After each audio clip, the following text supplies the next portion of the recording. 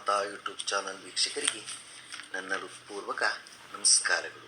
ಸುಭಾಷಿತ: ಮಾತು ವೈರಿಗಳ ಮುಂದೆ ಗತ್ತಿನಂತಿರಬೇಕು, ಎದರಿಸುವವರ ಮುಂದೆ ಕತ್ತಿಯಂತಿರಬೇಕು, ಆತ್ಮೀಯರ ಮುಂದೆ ಮುತ್ತಿನಂತಿರಬೇಕು, ಹಿರಿಯರ ಮುಂದೆ ಹತ್ತಿಯಂತಿರಬೇಕು. ಇದು ನೋಡಿ ಎಷ್ಟು ಚೆನ್ನಾಗಿದೆ. ಇವತ್ತು ದಿನ ಪಂಚಾಂಗಕ್ಕಿಂತ ಮುಂಚೆ ನಾವು ಮನೆಗೆ ಯಾವ ಗಣಪತಿ ಶುಭ, ಬಲಮುರಿಯೋ ಅಥವಾ ಎಡಮುರಿಯೋ, ಅದರ ಬಗ್ಗೆ ನಾವು ತಿಳ್ಕೊಳ್ಳೋಣ. ಹಿಂದೂ ಧರ್ಮದಲ್ಲಿ ಗಣಪತಿಯು ಪ್ರಥಮ ಪೂಜಿತ ದೇವರು. ಯಾವುದೇ ಶುಭ ಕಾರ್ಯ ಮತ್ತು ಪೂಜೆಯನ್ನು ಪ್ರಾರಂಭಿಸುವ ಮೊದಲು ಗಣೇಶನನ್ನು ಪೂಜಿಸಲಾಗುತ್ತದೆ. ಗಣೇಶನನ್ನು ಪೂಜಿಸುವುದರಿಂದ ನಮ್ಮ ಕೆಲಸದಲ್ಲಿ, ಜೀವನದಲ್ಲಿ ಎದುರಾಗುವ ಎಲ್ಲ ರೀತಿಯ ಬಿಕ್ಕಟ್ಟುಗಳನ್ನು ದೂರಾಗಿಸುತ್ತಾನೆ. ಆದರೆ ಎಲ್ಲ ರೀತಿಯ ಗಣಪತಿ ವಿಗ್ರಹವನ್ನು ಪೂಜಿಸುವುದು ಸೂಕ್ತವಲ್ಲ. ಅದರಲ್ಲೂ ಗಣಪತಿ ಪೂಜೆಯಲ್ಲಿ ಸೊಂಡಿಲಿಗೆ ಸಂಬಂಧಿಸಿದಂತೆ ವಿಶೇಷ ನಿಯಮವಿದೆ. ಸಾಮಾನ್ಯವಾಗಿ ದಕ್ಷಿಣಾಭಿಮುಖವಾಗಿ ಸೊಂಡಿಲನ್ನು ಹೊಂದಿರುವ ಗಣೇಶನ ವಿಗ್ರಹವನ್ನು ಮನೆಯಲ್ಲಿ ಇಡುವುದಿಲ್ಲ. ಅದನ್ನು ದೇವಸ್ಥಾನದಲ್ಲಿ ನಾವು ನೋಡಬಹುದು. ದಕ್ಷಿಣಾಭಿಮುಖ ಮತ್ತು ಉತ್ತರಾಭಿಮುಖ ಗಣಪತಿ ವಿಗ್ರಹದಲ್ಲಿ ಯಾವುದನ್ನು ಪೂಜಿಸಬೇಕೆಂದು ಇಲ್ಲಿ ನೋಡೋಣ.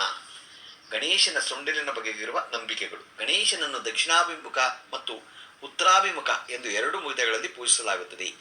ದಕ್ಷಿಣಾಭಿಮುಖ ಗಣಪತಿಯ ವಿಗ್ರಹವನ್ನು ಮನೆಯಲ್ಲಿಟ್ಟು ಪೂಜೆ ಮಾಡುವುದಿಲ್ಲ, ಏಕೆಂದರೆ ಇದನ್ನು ಮನೆಯಲ್ಲಿ ಇಡುವುದು ಶುಭವಲ್ಲ ಎನ್ನುವ ನಂಬಿಕೆ ಇದೆ.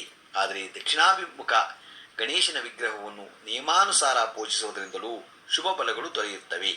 ದಕ್ಷಿಣಾಭಿಮುಖ ಸೊಂಡಿಲನ್ನು ಹೊಂದಿರುವ ವಿಗ್ರಹವನ್ನು ಸರಿಯಾಗಿ ಪೂಜಿಸಿದರೆ ಅದು ಬಯಸಿದ ಫಲಿತಾಂಶಗಳನ್ನು ನೀಡುತ್ತದೆ. ಆದರೆ ಇದನ್ನು ಪೂಜಿಸುವುದು ವಿಧಾನ ಬಹಳ ಮುಖ್ಯ. ಆ ವಿಧಾನದ ಬಗ್ಗೆ ನಾವೆಂದು ತಿಳಿದುಕೊಳ್ಳೋಣ. ಗಣೇಶನ ಇಂತಹ ವಿಗ್ರಹಗಳ ಬಗ್ಗೆ ಬಹಳ ಮಂಗಳಕರ. ಮನೆಯಲ್ಲಿ ಗಣೇಶನ ವಿಗ್ರಹವನ್ನು ಪ್ರತಿಷ್ಠಾಪಿಸುವಾಗ ಗಣೇಶನ ಸೊಂಡಿಲು ಎಡಭಾಗದಲ್ಲಿ ಇರಬೇಕು ಎಂಬುದನ್ನು ನೆನಪಿನಲ್ಲಿಡಿ. ಅಂತಹ ವಿಗ್ರಹವು ಮನೆಯಲ್ಲಿ ಸಕಾರಾತ್ಮಕತೆಯನ್ನು ಕಾಪಾಡುತ್ತದೆ ಮತ್ತು ಜೀವನದಲ್ಲಿ ಸಂತೋಷ ಮತ್ತು ಸಮೃದ್ಧಿಯನ್ನು ತರುತ್ತದೆ ಎಂದು ನಂಬಲಾಗಿದೆ. ಇನ್ನು ನೀವು ಮನೆಯಲ್ಲಿ ನೇರ ಸೊಂಡಿಲನ್ನು ಹೊಂದಿರುವ ಗಣೇಶನ ವಿಗ್ರಹವನ್ನು ಪೂಜಿಸಬಹುದು. ಮನೆಯಲ್ಲಿ ಪೂಜಿಸುವ ಗಣೇಶನ ವಿಗ್ರಹದ ಸೊಂಡಿಲು ಯಾವ ರೀತಿ ಇರಬೇಕು? ಕೆಲವು ವಿಗ್ರಹಗಳಲ್ಲಿ ಗಣೇಶನ ಸೊಂಡಿಲು ಎಡಭಾಗದಲ್ಲಿ ಮತ್ತು ಕೆಲವು ಬಲಭಾಗದಲ್ಲಿ ಇರುತ್ತದೆ. ಹೆಚ್ಚಿನ ಗಣೇಶನ ವಿಗ್ರಹಗಳು ನೇರವಾಗಿ ಅಥವಾ ಉತ್ತರದ ಕಡೆಗೆ ಸೊಂಡಿಲನ್ನು ಹೊಂದಿರುತ್ತದೆ. ದಕ್ಷಿಣಾವರ್ತಿ ಗಣೇಶನ ವಿಗ್ರಹವನ್ನು ಪೂಜಿಸುವುದರಿಂದ ನೀವು ಬಯಸಿದ ಫಲವನ್ನು ಪಡೆದುಕೊಳ್ಳುತ್ತೀರಿ. ನೇರವಾದ ಸೊಂಡಿಲು ಹೊಂದಿರುವ ಗಣೇಶನ ಮುಖವನ್ನು ನಾವು ಮೂರು ದಿಕ್ಕುಗಳಿಂದಲೂ ವೀಕ್ಷಿಸಬಹುದು. ಗಣೇಶನ ಸೊಂಡಿಲು ಬಲಕ್ಕೆ ತಿರುಗಿದರೆ ಅದನ್ನು ಪಿಂಗಳ ಸ್ವರ ಮತ್ತು ಸೂರ್ಯನಿಂದ ಪ್ರಭಾವಿತವಾಗಿದೆ ಎನ್ನುವ ನಂಬಿಕೆ ಇದೆ.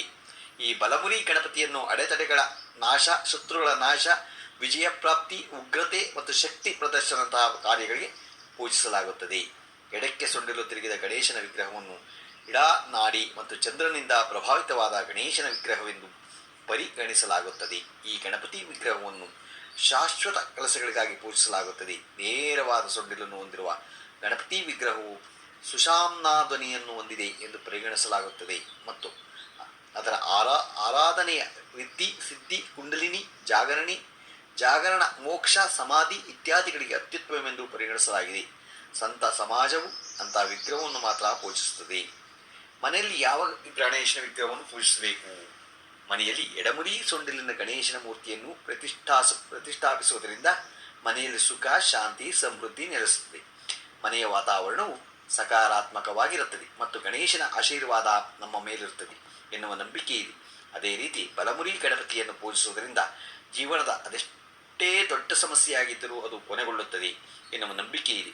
ಒಂದು ವೇಳೆ ನೀವು ಮನೆಯಲ್ಲಿ ಬಲಮುರಿ ಗಣೇಶನನ್ನು ಪೂಜಿಸಲು ಬಯಸಿದರೆ ತಜ್ಞರನ್ನು ಸಂಪರ್ಕಿಸಿ ನಂತರ ಪೂಜಿಸಬೇಕು. ಏಕೆಂದರೆ ಈ ಮೂರ್ತಿಯು ಪೂಜೆಯ ವಿಧಿವಿಧಾನಗಳು ಉಳಿದೆಲ್ಲ ಗಣಪತಿ ವಿಗ್ರಹದ ಪೂಜೆ ವಿಧಿವಿಧಾನಗಳಿಗಿಂತ ವಿಭಿನ್ನವಾಗಿರುತ್ತದೆ. ಬಲಮುರಿ ಗಣಪತಿ ವಿಗ್ರಹವು ಸೂರ್ಯನ ಶಕ್ತಿಯಿಂದ ಪ್ರಭಾವಿತವಾಗಿದ್ದರೆ ಎಡಮುರಿ ಗಣೇಶನ ವಿಗ್ರಹವು ಚಂದ್ರನ ಶಕ್ತಿಯಿಂದ ಪ್ರಭಾವಿತವಾಗಿರುತ್ತದೆ. ಇನ್ನು ನೀವು ಮನೆಯಲ್ಲಿ ನೇರ ಸೊಂಡಲಿರುವ ಗಣಪತಿ ವಿಗ್ರಹವನ್ನು ಕೂಡ ಪೂಜಿಸಬಹುದು. ಆದರೆ ನೀವು ಮನೆಯಲ್ಲಿ ಯಾವುದೇ ಗಣಪತಿ ವಿಗ್ರಹವನ್ನು ಪ್ರತಿಷ್ಠಾಪನೆ ಮಾಡುವ ಮುನ್ನ ಪಂಡಿತರ ಸಲಹೆಯನ್ನು ತೆಗೆದುಕೊಳ್ಳುವುದು ತುಂಬ ಅವಶ್ಯಕ. ಇದನ್ನು ನಾವು ಇವತ್ತು ಎಡಮುರಿ ಗಣೇಶನ ಬಗ್ಗೆ, ಬಲಮುರಿ ಗಣಪತಿ ಬಗ್ಗೆ ತಿಳ್ಕೊಂಡ್ವು. ಈಗ ದಿನ ಪಂಚಾಂಗವನ್ನು ತಿಳ್ಕೊಳ್ಳೋಣ. ದಿನಾಂಕ 12/5/2024 ಭಾನುವಾರ, ಶ್ರೀ ಕ್ರೋಧಿನಾಮ ಸಂವತ್ಸರ, ವಸಂತ ಋತು, ವೈಶಾಖ ಮಾಸ, ಶುಕ್ಲ ಪಕ್ಷ,